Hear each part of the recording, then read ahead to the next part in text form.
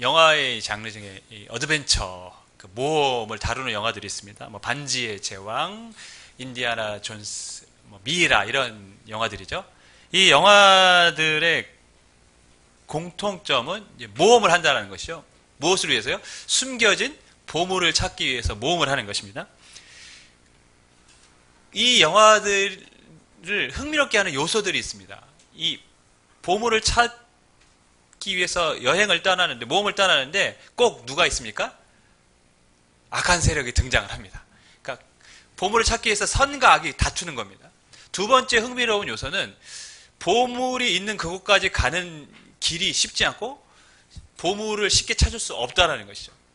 어떤 단서를 발견해서 한 장소에 가서 그것을 딱 보면 거기에 보물이 있는 것이 아니라 암호로 된 또 다른 무슨 단서가 있고, 그거를 어렵게 풀고 나면 어떤 또 장소를 지목하고 있고, 그곳에 가면 거기도 보물이 있는 것이 아니라 또 다른 장소에 대한 단서가 있고, 뭐 이런 식으로 계속 연결이 돼서 결국에 그 모든 것이 조합이 돼서 보물이 있는 곳을 찾아가는, 쉽게 보물을 허락하지 않습니다. 그래서 영화가 이제 흥미진진한 것이죠. 처음 가자마자 갑자기 문을 열었더니 거기 보물이 있다. 영화 끝났다. 이러면 얼마나 재미가 없습니까? 마태복음 2장에는 예수님의 그 공생의 30년을 아주 압축해서 기록을 해놨습니다. 33년의 생을 사셨는데 그 3년의 생이 나머지 3장부터 쭉 길게 기록되어 있고요. 이 30년의 세월은 이 2장 한 장에 딱 기록되어 있는데, 거기서 예수님 생애에서 아주 중요한 의미가 있는 네 곳의 장소를 오늘 본문에서 기록을 하고 있습니다. 언급을 하고 있습니다. 그 네 곳에는 굉장한 비밀이 담겨져 있는 것이죠. 굉장히 의미가 있습니다. 저는 개인적으로 이 마태복음에서 마태복음 2장이 제일 어려운 곳이라고 생각을 합니다. 굉장히 어렵습니다. 왜냐하면 아까도 제가 말씀드렸던 것처럼 장소에 가면 어떠한 뭐 단서가 있는데 그냥 정확하게 다른 곳으로 가라고 이름이 되어 있는 게 아니라 뭐 암호를 해독해야 되는 이런 과정을 겪듯이 이 2장도 그 장소를 이해하고 그것이 예수님에게 어떤 의미가 있는지를 우리가 알기 위해서는 해석하는 과정이 필요합니다. 근데 이 과정이 굉장히 쉽지가 않습니다. 그래서 실은 오늘 굉장히 어려운 부분입니다. 하지만 제가 오늘 말씀을 그럼에도 불구하고 하는 이유는 우리의 수준이 그렇게 높다라고 제가 믿고 싶고, 또한 우리가 가야 될 지향점은 바로 그곳이기 때문에 조금 어렵더라도 오늘 말씀에 좀 주의를 기울였으면 좋겠습니다. 오늘 마태가 예수님의 공생에서 중요한 의미로 다루고 있는 첫 번째 장소는 베들레헴입니다. 베들레헴, 떡집이란 뜻이고 예루살렘에서 8km 떨어진 곳입니다. 동방박사, 동방에서 별을 연구하던 사람들이 있습니다. 성경에는 동방에서 온 박사들이라고 기록하고 있죠. 이 사람들이 어느 날 신기한 별을 봤습니다. 그 별을 연구한 사람들이기 때문에 저 별은 무엇인가 위대한 인물의 탄생을 알리는 별이다 라고 그들은 직감할 수 있다는 것이에요. 그래서 그 별을 따라서 이동을 하기 시작합니다. 이 세상에 위대한 왕이 태어났다는 것이죠. 그래서 그를 찾아가 경배해야겠다는 마음으로 별을 따라 이동을 합니다. 그래서 찾아온 것이 유대의 예루살렘입니다. 유대 예루살렘에 와서 그들이 제일 먼저 찾아온 곳은 어딜까요? 왕궁입니다. 왜냐하면 왕이 태어날 것이라고 믿었기 때문에. 그래서 헤롯 왕이 있는 곳에 찾아가 이렇게 얘기합니다. 유대인은 왕으로 나신 이가 어디 있느냐?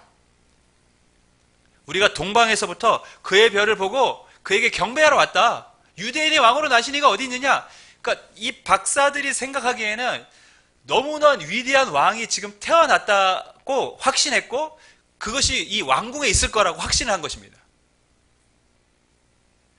여러분, 여기서 이 동방이라는 곳은 실은 뭐 성경에는 정확히 어디인지 언급하고 있지는 않지만 우리 구약 성경을 이렇게 연결시켜 보면 메소포타미아 지역에 있는 사람들이라는 것을 우리가 알 수 있습니다. 왜냐하면 그쪽에 있는 사람들 동방 사람들을 했기 때문에. 그럼 거기서부터 온 겁니다. 거기서부터 별을 보고 왔기 때문에 며칠 만에 온 것이 아니라 최소 몇 달에서 많게는 1년 넘게 걸린 시간을 따라서 온 거예요. 박사들은 유대에서 난 왕을 경배하기 위해서 굉장히 긴 여행, 먼 여행을 하고 그렇게 찾아 나선 것입니다. 실은 이것이 의미하는 바가 있습니다. 박사들은 저 멀리서부터 유대의 왕을 경배하러 왔습니다. 예수님이 이 땅에 오셨는데 마태는 1장에서 그분은 왕으로 오셨다고 분명히 말씀했습니다. 근데 그 왕은 유대인들만을 위한 왕이 아니라 저 동방에서도 찾아올 만큼 위대한 왕, 즉 온 세상과 온 열방을 위한 왕이라는 것이죠. 그들이 와서 경배를 했다는 것은 무엇입니까? 예수님, 위대한 왕이 태어났는데 그 예수님은 이 땅에 큰 기쁨을, 그분의 탄생은 모든 열방이 큰 기쁨을 주신 그런 소식이라고 지금 동방에서 온 박사들을 통해서 알려주는 것입니다. 예수님의 탄생은 온 나라에게 큰 미칠 기쁨의 소식이다. 그래서 천사들이 목자들에게는 뭐라고 얘기했습니까? 예수님이 탄생하실 때 온 세상에게 미칠 큰 기쁨의 좋은 소식을 너희에게 전하노라. 예수님은 유대인만의 왕이 아니라는 것입니다. 하지만 헤롯성에 있는 그 사람들에게는 유대인의 왕이 나셨다는 소식이 기쁜 소식일까요? 실은 그렇지 않습니다. 성경을 보면 박사들의 말을 듣고 예루살렘이 소동했다라고 기록을 합니다. 여기서 소동했다는 단어는 놀라고 사람들이 두려워서 떨었다는 것입니다. 근데 그러한 현상이 일어난 것은 너무 당연합니다. 원래 헤롯은 유대의 왕이지만 로마 정부로부터 그 가나안 땅을 통치하라고 위임받은 왕일 뿐입니다. 그러니까 로마가 잠시 위임해 준 것 뿐입니다. 그래서 로마에게 잘 보여야 돼요, 헤롯은. 그래서 로마를 위해서 충성을 합니다. 세금도 많이 걷습니다. 그럼 유대인들이 좋아할까요? 세금 많이 걷는데? 싫어합니다. 유대인들이 싫어해요. 뿐만 아니라 헤롯은 유대인이 아닙니다. 당연히 다윗 혈통도 아니겠죠. 에돔 사람입니다. 이스라엘 백성들은 다윗의 혈통으로 올 그리스도를 기다리고 있는데 이방인이 왕이 돼서 많은 세금을 걷어가고 있습니다. 당연히 헤롯을 좋아할 리가 없습니다. 만약에 유대인의 정통성을 가지는 왕이 난다면 헤롯은 바로 어떻게 해야 됩니까? 물러나야 될 상황입니다. 그렇기 때문에 헤롯은 이 이야기를 좋아하지 않았습니다. 뿐만 아니라 헤롯은 어떤 사람이었냐면 권력에 욕심이 있었던 사람입니다. 그러니까 왕의 자리를 지키고 싶었습니다. 역사의 문헌을 보면 이 헤롯은 10명의 아내가 있었습니다. 10명의 아내들이 다 아들들을 낳았어요. 근데 헤롯은 아들들이 자신의 자리를 넘본다고 몇 명의 아들들을 무참하게 죽여버렸습니다. 그만큼 왕의 자리에 집착했던 인물이 헤롯입니다. 그런데 그런 헤롯에게 동방에서 온 박사들은 해맑게 가서 유대인의 왕으로 나신 이가 어디 있느냐라고 물었으니 예루살렘에서는 그 헤롯성에 있는 사람들에게는 어떠한 마음이 들었을까요? 큰일 났다. 또다시 예루살렘에 피바람이 불겠구나 라는 그런 느낌적인 느낌을 받은 것입니다. 네. 그래서 성경을 보면 그 사람들이 몹시 두려워했다, 떨었다 이런 식의 표현을 쓴 것입니다. 이때 헤롯이 한 일이 뭡니까? 대제사장과 서기관을 불러서 야, 그리스도가 어디서 난다고 했지? 라고 물었습니다. 근데 여기서 우리가 주목해야 될 단어가 있어요. 동방 박사들은 유대인의 왕이 어디서 나냐고 물었는데 헤롯은 그리스도가 어디서 나냐라고 지금 물었다는 것입니다. 유대인의 왕은 누굽니까? 그리스도라는 것이죠. 이것은 이스라엘 백성 600년 동안 다른 나라의 압제 속에서 살면서 그들의 그 갈망이고 소망이었습니다. 그리스도가 오셔서 이 땅의 왕으로 오셔서 우리를 다시 통치하시고 다스리실 것이다. 그래서 그리스도가 어디서부터 날 거냐고 예언됐느냐라고 대제사장과 서기관들에게 물었던 것이죠. 그때 이렇게 대답합니다. 5절 6절 우리 같이 했습니다. 시작.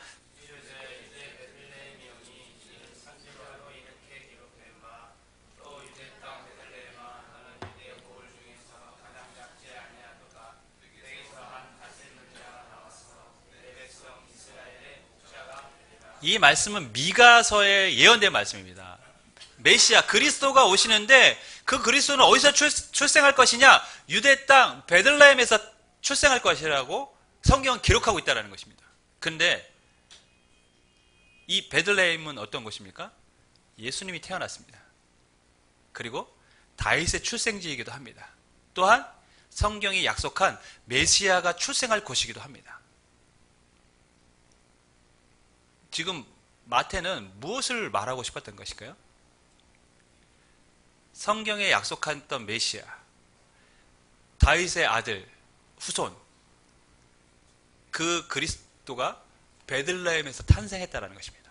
누굽니까? 바로 예수님이라는 것입니다.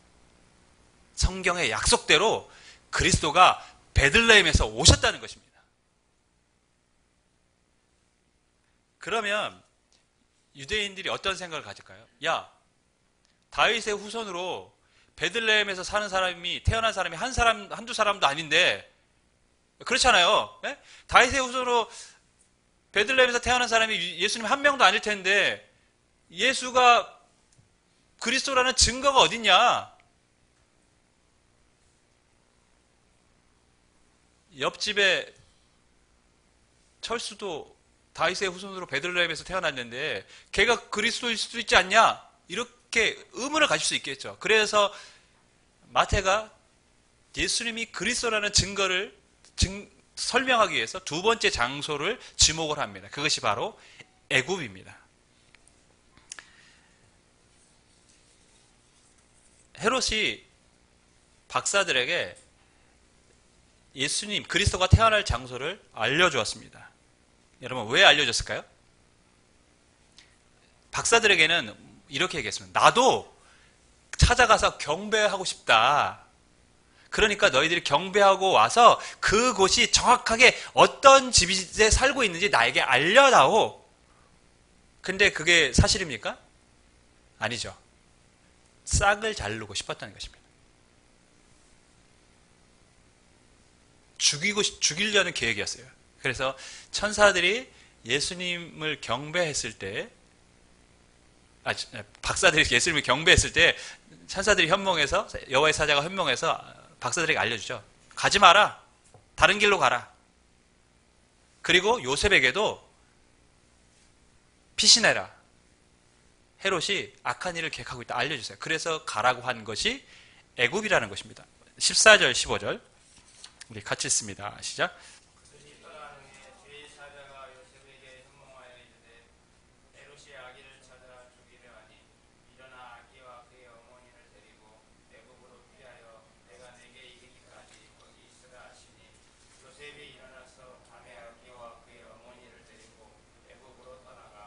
네, 애굽으로 갔습니다. 마태가 성경을 계속해서 인용하는 이유가 있습니다. 그죠? 15절을 보면 주께서 선지자를 통하여 말씀하신 바 애굽으로부터 내 아들을 불렀다함을 이루려 합니다. 이렇게 기록합니다. 베들레헴도 미가서의 말씀을 인용했습니다. 애굽이라는 장소도 성경의 말씀을 인용하고 있습니다. 원래 호세아 선지자에 기록된 말씀인데 이 말씀을 인용하고 있어요. 왜 마태가 계속 지명과 성경을 연결을 시킬까요? 마태복음은 누구를 대상으로 썼다고요?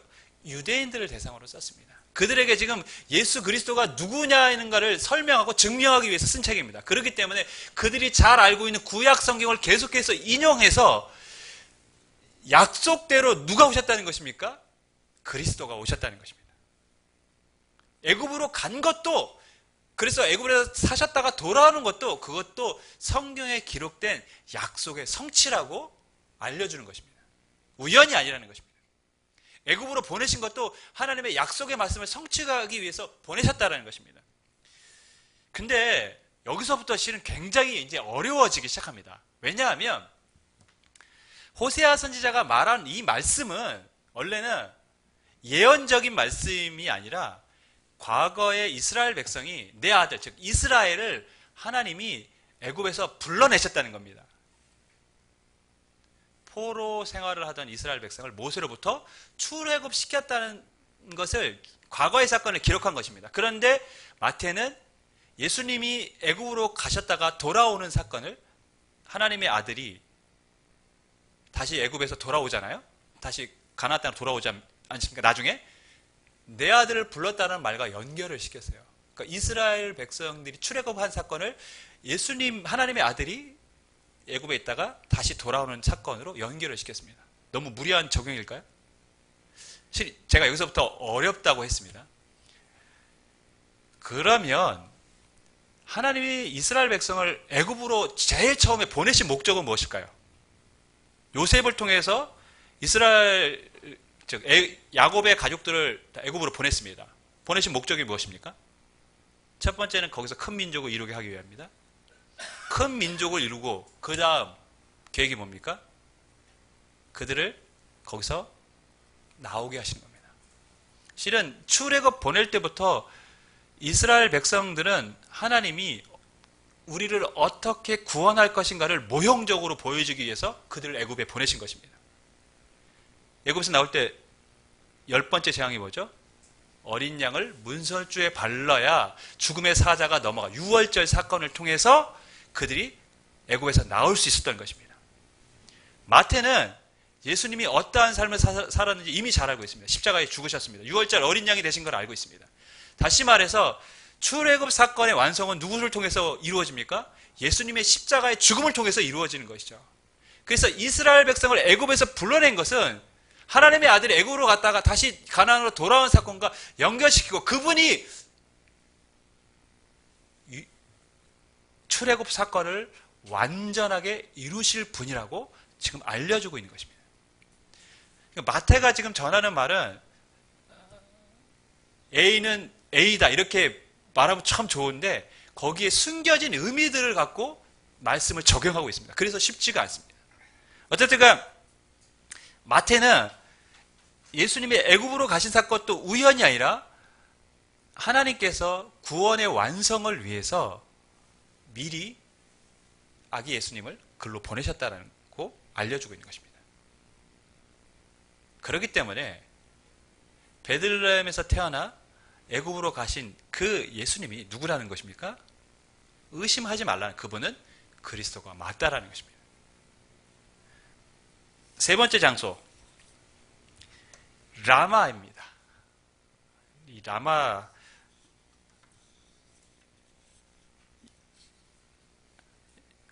이 부분도 굉장히 쉽지 않은 부분인데 사람들의 예상이 틀리지 않았습니다. 헤롯이 광기가 돌았어요. 어떻게 했습니까? 박사들이 돌아오지 않자 박사들이 별을 보았다는 때를 추정해서 그때로부터 나이를 계산해서 2살 미만의 아이들을 다 죽여버렸습니다. 16절 말씀 우리 같이 읽습니다. 시작.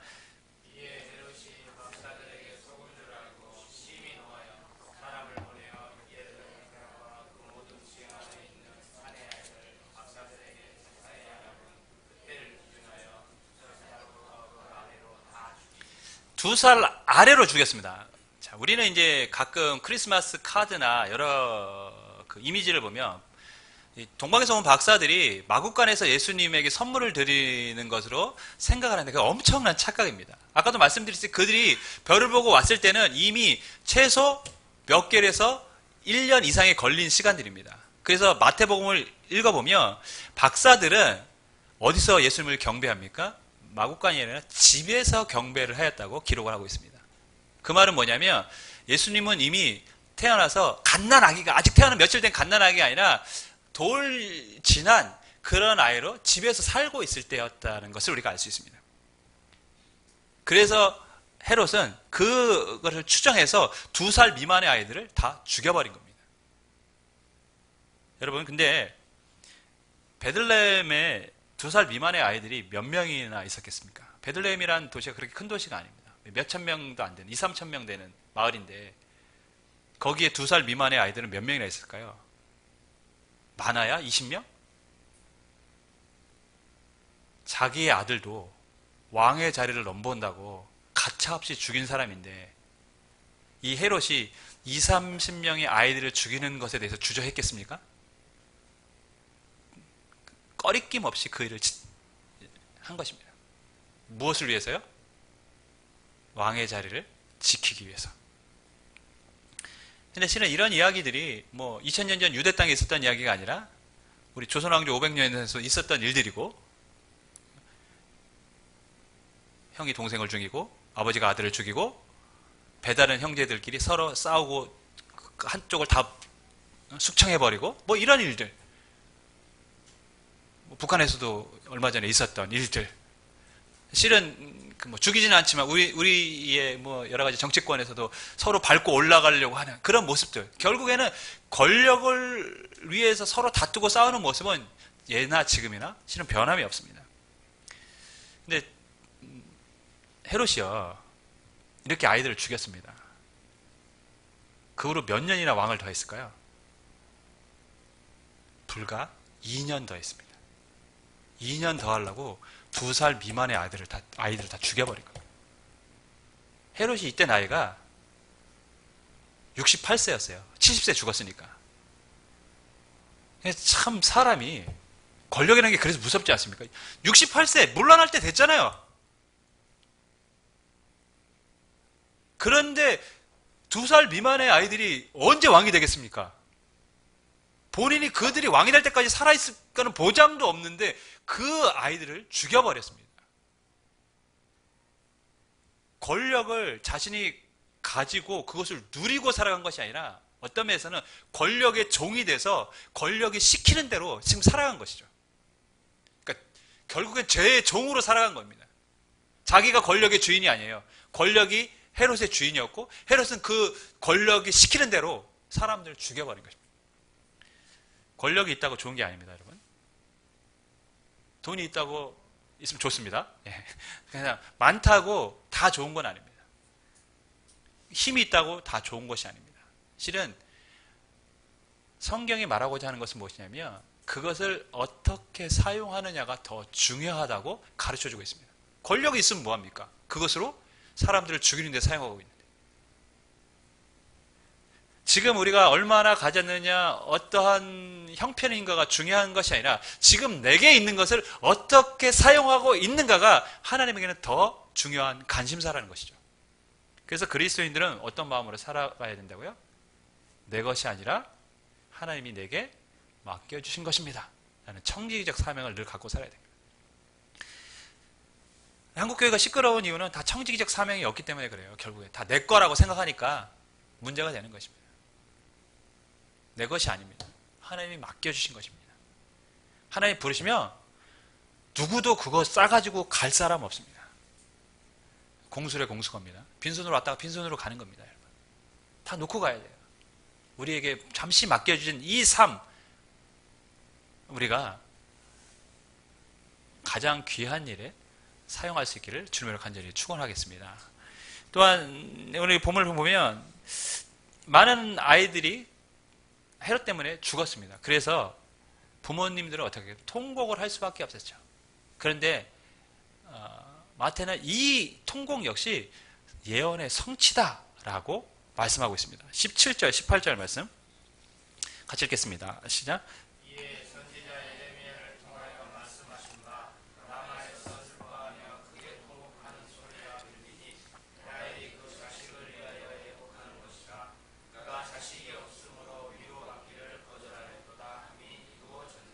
근데 이 말씀을 우리가 이제 오해하기가 쉬운데, 아니 이 말씀이 성경의 예언의 성취라면 그럼 헤롯이 아이들을 죽인 것은 하나님의 예정된 계획된 일인가? 라고 우리가 반문을 할 수 있습니다. 실은 그런 의미로 마태가 쓴 것은 아닙니다. 이 예레미야의 말씀은 이스라엘 백성들이 바벨론에게 멸망을 당하고 포로로 끌려갈 때 많은 아이들이 죽었어요. 그때 그 부모들이 남아에서 통곡을 했습니다. 그것을 이제 얘기를 하는 건데, 그와 비슷한 일이 벌어졌습니다. 하지만 예루살렘의 말씀은 그렇지만 하나님이 그 남겨진 자들을 통해서 이스라엘을 다시 나중에 회복하실 거라는 그런 회복의 메시지를 같이 전하고 있습니다. 마태는 지금 바벨론 시대와 같은 그런 아이들이 죽는 통곡할 만한 일이 지금 헤롯 때문에 일어났지만 남은 자가 누구죠? 예수님을 통해서 하나님께서 회복해 하실 것이라고 위로의 메시지를 전하고 있는 것입니다. 눈물이 있고 아픔이 있습니다. 하지만 하나님께서 그 눈물을 남은 자 예수님을 통해서 닦아주시고 위로해 주실 것이라고 실은 그런 소망의 메시지를 전하고 있습니다. 예수님이 어떤 분이라는 것이죠? 우리의 눈물을 닦아주시는 분이라고 지금 마태는 알려주고 있습니다. 우리 찬송가 539장에 보면 너 예수께 조용히 나가, 우리가 자주 부르는 찬양이죠. 늘 은밀히 보시는 주님 큰 은혜를 베푸시리. 너 주 예수의 은혜를 입어 내 슬픔이 없어지리. 우리의 아픔과 슬픔, 정말 감당할 수 없는 그런 고통 속에서도 우리를 위로해 주실 메시아 그리스도, 그분이 오셨다. 바로 예수 그리스도. 마태가 이렇게 가르치고 있는 것입니다. 마지막 네 번째 장소, 나사렛입니다. 헤롯이 죽었습니다. 참 2년 만에 죽을 거 못될 짓을 했어요. 인간이 자신의 운명을 모르는 거예요. 아마 자기 오래 살 거라고 생각했겠죠. 그냥 인생이 그런 겁니다. 헤롯이 죽으니까 이제 더 이상 애굽에 있을 필요가 없습니다. 그래서 주의 사자가 헤롯이 죽었다, 예루살렘으로 돌아가라 했는데, 베들레헴 지역을 다스리게 된 왕은 이제 아켈라오, 헤롯의 아들입니다. 헤롯 아켈라오. 헤롯의 세 아들이 헤롯이 다스렸던 이 갈릴리 지역을 3등분해서 이제 다스리기 시작합니다. 근데 이 아켈라오도 아버지 못지않은 아주 폭군이었습니다. 사람들을 엄청나게 죽이고 학살한 왕이기도 합니다. 그래서 나중에 이 아켈라오는 제가 뒷부분 가면 말하겠지만 사람들이 로마에 탄원을 합니다. 너무 폭정을 하니까요. 그래서 로마에서 아켈라오를 폐위시켜버립니다. 그리고 이곳에는 누가 옵니까? 총독이 옵니다. 로마에서 직접 관할하는 총독이 와요. 그게 누굽니까? 빌라도가 오는 것입니다. 그래서 예수님은 빌라도에게 재판을 받게 됩니다. 여러분, 아켈라오 때문에 가는 것을 두려워하니까 주의 사자가 다른 곳으로 가라고 합니다. 어디입니까? 나사렛이라는 곳으로 가라고 합니다. 갈릴리 지역에 속해 있던 마을이죠. 22절, 23절 우리 같이 읽습니다. 시작.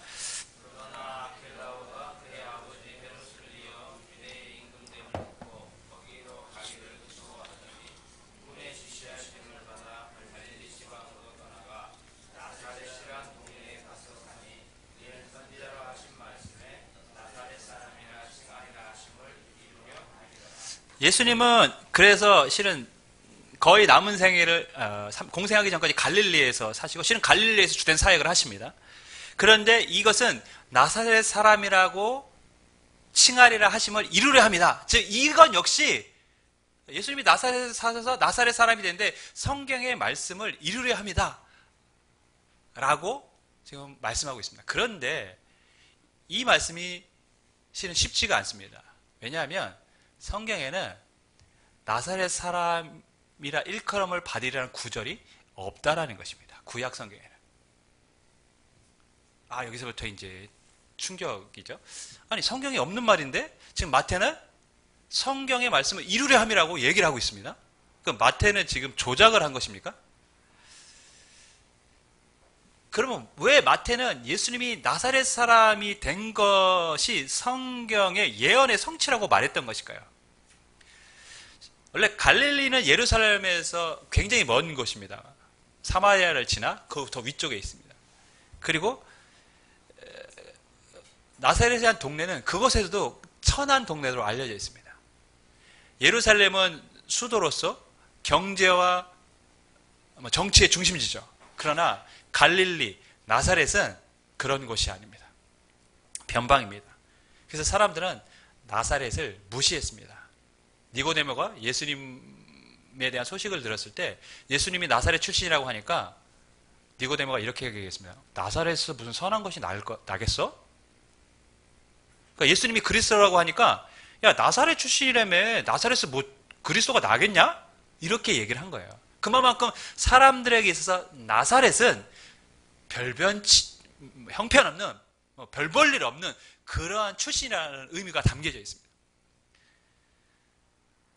구약 성경에 예언된 말씀 중에는 나사렛 출신이란 말을, 사람이라는 말을 이루려 함이라는 구절은 없습니다. 하지만 예수님이 오실 그리스도가 그렇게 별 볼 일 없는 존재라는 의미를 담고는 있습니다. 흠모할 것도 없고 고난과 고초를 당하고 그렇게 예언되어 있습니다. 그러니까 마태가 말하고자 했던 것은 뭐냐면 성경의 한 구절에 나사렛 사람이라 일컬음을 받으리라는 구절은 없지만 그 당시 사람들이 갖고 있던 나사렛 사람들의 이미지, 즉 별 볼 일 없고 사람들에게 인정받지 못하는 그러한 존재인데 예수님, 그러니까 오실 그리스도가 그러한 존재라고 성경에 예언되어 있기 때문에 예수님은 나사렛 사람이라 칭함을 받는 그 예언의 말씀과도 같다는 거 좀 이해되시죠? 제가 이것 부분 하는데 가장 많은 시간을 할애하고 굉장히 좀 어렵기도 했습니다. 그래서 마태가 오늘 보면 선지자로 이렇게 하신 말씀에 이렇게 기록되어 있잖아요. 근데 이 선지자로가 실은 단수가 아니라 복수로 썼습니다. 선지자들로.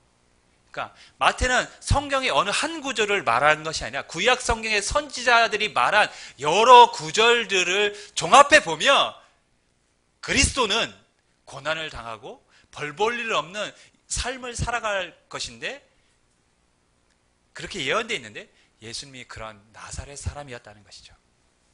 그렇기 때문에 예수님이 나사렛으로 가서 사신 것은 지역적인 의미로도 하나님의 예언을 성취하신 것일 뿐만 아니라 실은 예수님의 실제적인 삶으로도 그 말씀을 이루셨다고 알려주고 있는 것입니다.